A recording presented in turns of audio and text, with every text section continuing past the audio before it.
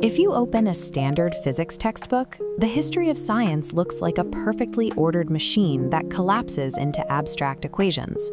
On one side, you have Aristotle, usually painted as an ancient philosopher who stifled human progress by refusing to leave his armchair.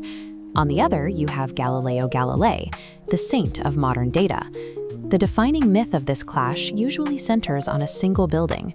The story goes that Galileo dropped cannonballs from that tower to prove Aristotle wrong about gravity, but there is no reliable evidence he ever did this. The event was likely a later invention used to create a tidy hero narrative. To understand where modern science actually comes from, we have to look past the legends. We need to examine their bizarre personal relics and the chaotic reality of their private lives. The intellectual collision that established the rules of modern physics was a messy struggle driven by human flaws. Aristotle rarely sat still. He personally dissected and cataloged hundreds of animal species, laying the early groundwork for zoology. He correctly identified dolphins as mammals that nurse their young, and accurately diagrammed the reproductive systems of octopuses, details that were not verified until the 19th century. Yet the same man who carefully tracked embryonic development inside eggs also believed that certain eels spontaneously materialized out of mud. He mapped a cow's four-chambered stomach with precision, but concluded the human brain was merely a radiator to cool the blood, while the heart housed all intelligence. He made glaring errors, but he was attempting something that had never been done.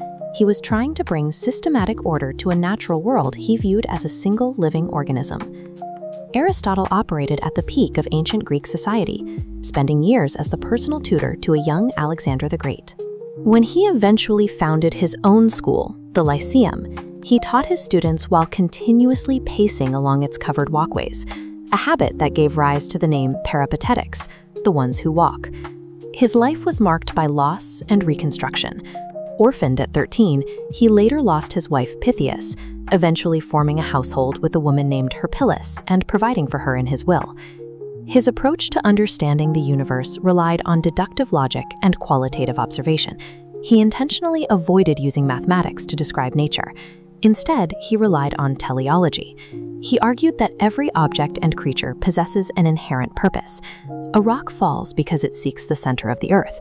A dolphin has fins because it was intended for the sea.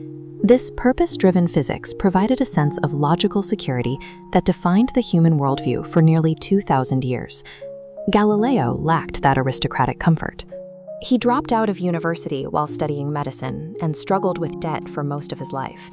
He had to support 3 children born outside of marriage, and the financial pressure forced him into the world of practical engineering. To pay his debts, he designed and sold mechanical compasses and thermometers.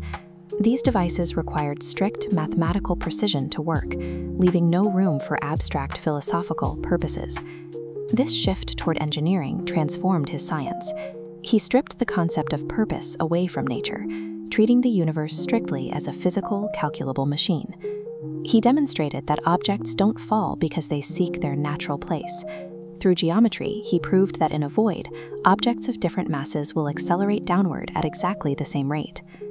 To prove the heavens weren't a realm of divine perfection, he turned to raw visuals.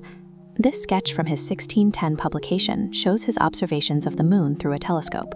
By tracking these jagged shadows, he showed the lunar surface was rugged and covered in craters. It was a physical place, just like Earth, governed by the same mechanical laws.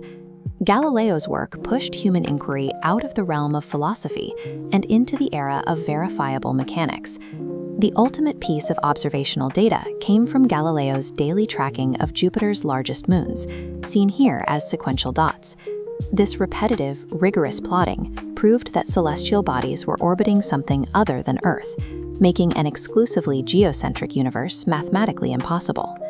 This discovery came with a heavy personal cost. Galileo spent his final years blind and under house arrest, silenced by the Inquisition for his findings. Mathematical data had won the intellectual war, replacing a universe of purpose with a reality of numbers. The physical remains of these men highlight the chaotic path of their ideas. Aristotle's vast treatises were reportedly left to rot in a cellar for 2 centuries before being rediscovered.